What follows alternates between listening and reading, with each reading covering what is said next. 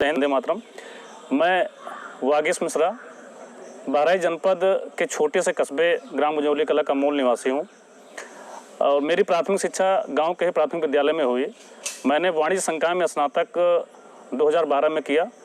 उसके पश्चात मैंने बीएड 2015 में MLK PG कॉलेज बलरामपुर से किया। पुलिस सेवा में आने का मेरा महत्वपूर्ण कारण मेरी स्वर्गीय माताजी रहीं, जो कि अब इस दुनिया में नहीं हैं। नम आँखों से अपनी माताजी को श्रद्धांजलि अर्पित करते हुए मैं कहना चाहूँगा कि आज जो कुछ भी हूँ अपनी माताजी की वजह से हूँ। 3 दिसंबर 2014 को मेरी माता जी एक्सपायर हो गई थी।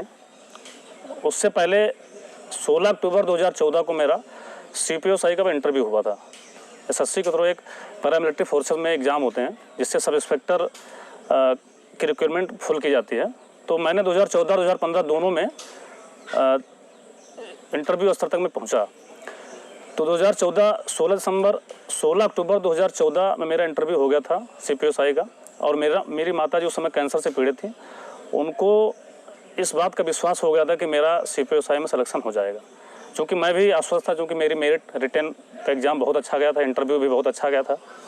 तो 3 दिसंबर 2014 को मेरी माता जी एक्सपायर हो गई और 31 मार्च 2015 को रिजल्ट आया। दुर्भाग्य से मेरा उसमें चयन नहीं हो सका। उस समय मुझे बहुत ही कष्ट हुआ कि माता जी के सपनों को मैं पूरा नहीं कर सका। लेकिन ये होता है कि जब ईश्वर और अच्छा तुमको देना चाहता है तो ईश्वर पर भरोसा रखना पड़ता है। फिर हमने उप निरीक्षक नागरिक पुलिस 2016 की भर्ती आई, उसमें फॉर्म डाला और लगभग 6.25 लाख लड़कों ने उसमें फॉर्म फिल किया था। उसमें मेरी 306 रैंक आई, माता पिता के आशीर्वाद से और गुरुजनों के आशीर्वाद से, और मित्रों ने मुझे बहुत सहयोग किया। तो सबसे महत्वपूर्ण कारण तो ये था पुलिस सर्विस में आने का। सबसे जो दूसरा और सबसे महत्वपूर्ण कारण था कि पुलिस यूनिफॉर्म। आप इस समाज में लोगों के लिए कुछ करने के लिए आपके उत्तरदायित्व और आपकी वर्दी अन्य समाज के लोगों से आपको अलग करती है। गरीबों के लिए, पिछड़ों के लिए और जो समाज में जो भी बुराइयां व्याप्त हैं उनको दूर करने के लिए आपके पास बहुत अच्छा प्लेटफॉर्म है। इस माध्यम से आप दूर कर सकते हैं।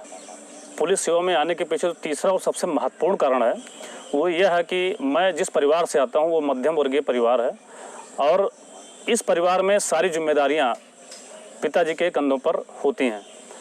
तो परिवार की जिम्मेदारियों और पिताजी के सपनों को पूरा करने के लिए मैं इस पुलिस सर्विस में आया, जिससे कि जो मेरे छोटे भाई हैं, बहन हैं, जो मेरा परिवार है, उनको अच्छे से एक अच्छी स्थिति में उनको पहुंचा सकूं, उनकी पढ़ाई अच्छे से कर सकूं और समाज में उनकी एक अच्छी स्थिति बना सकूं। इसलिए मैंने पुलिस सर्विस ज्वाइन की। WDA लखनऊ की एक संस्था है, बहुत ही अच्छी संस्था है जो कि डिफेंस और पुलिस सर्विस के लिए जानी जाती है। उसमें हमारे एक मित्र थे हरिनंदन सिंह जी, और वही संस्था में कार्यरत थे। मेरा उनसे पहले व्यक्तिगत संपर्क था। इस समय वर्तमान में हम सभी के साथ में हरिनंदन सर ट्रेनिंग प्राप्त कर रहे हैं।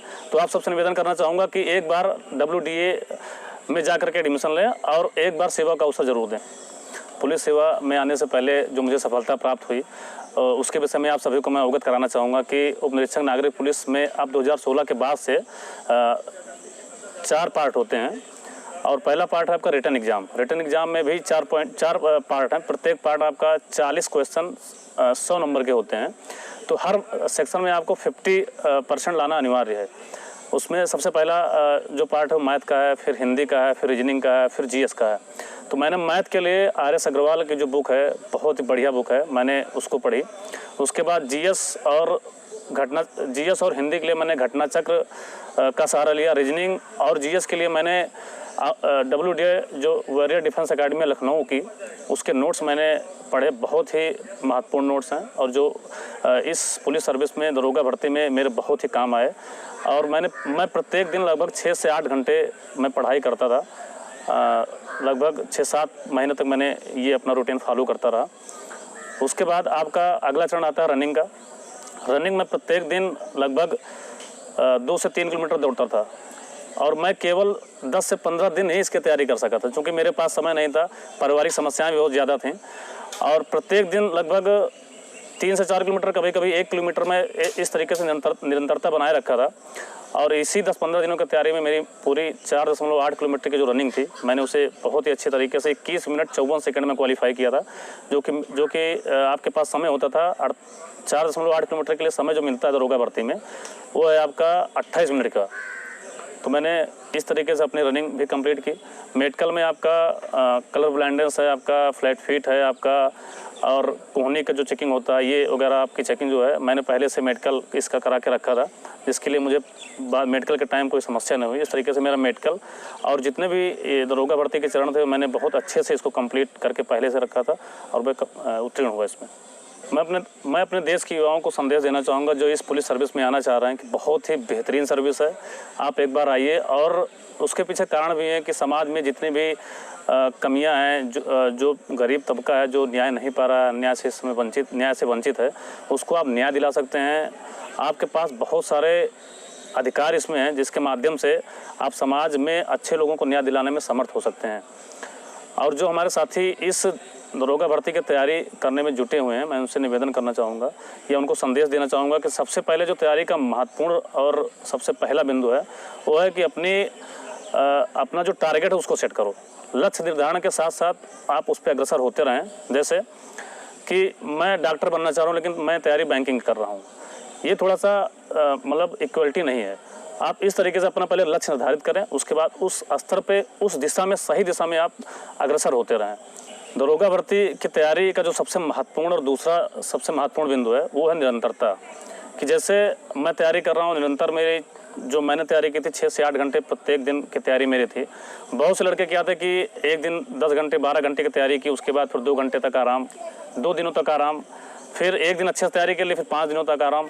ऐसे नहीं हो पाएगा। आप निरंतर जितना भी कर रहे हैं कम से कम 6 से 7 घंटे तो आप मिनिमम दीजिए। लास्ट में मैं आप सभी को केवल यही कहना चाहूँगा कि यदि आप संघर्षशील हैं, आप ईमानदार हैं, चुनौतियों से आप नहीं घबराते हैं, दुनिया की कोई भी ताकत आपको अपने लक्ष्य पाने से नहीं रोक सकती है। ईश्वर पर विश्वास रखिए। बस अंतिम में 4 पंक्तियाँ कहना चाहूँगा। मुश्किलें दिल के इरादे आजमाती हैं, हौसला मत हार गिरकर ए मुसाफिर, हौसला मत हार गिरकर ए मुसाफिर, ठोकरें इंसान को चलना सिखाती हैं। बस आप सभी को मेरी बहुत बहुत शुभकामनाएं जो इस पुलिस विभाग में आना चाहते हैं। मेरी अग्रिम शुभकामनाएं। तैयारी करिए, अच्छे से धैर्य बनाए रखिए और ईश्वर पर अटूट विश्वास रखिए। एक न एक दिन आपको सफलता जरूर मिलेगी। जय हिंद, वंदे मातरम।